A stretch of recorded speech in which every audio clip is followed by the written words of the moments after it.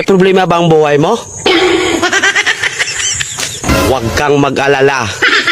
May advice ako. Pakinggan mo. No. Alam nyo, ganyan talaga ang buhay. Parang life.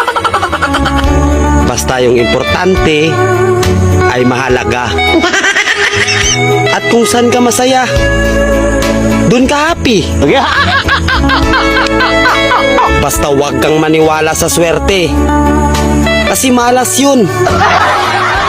Minsan ay sometimes, kaya matuto tayong tumanggap ng acceptance.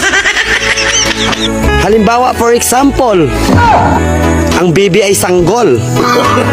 So kung di mo intindihin, you don't understand.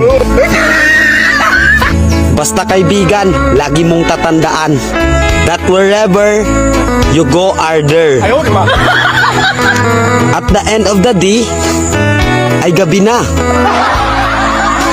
At alam mo, walang umaga sa Japan. Kasi lahat sila ay hapon.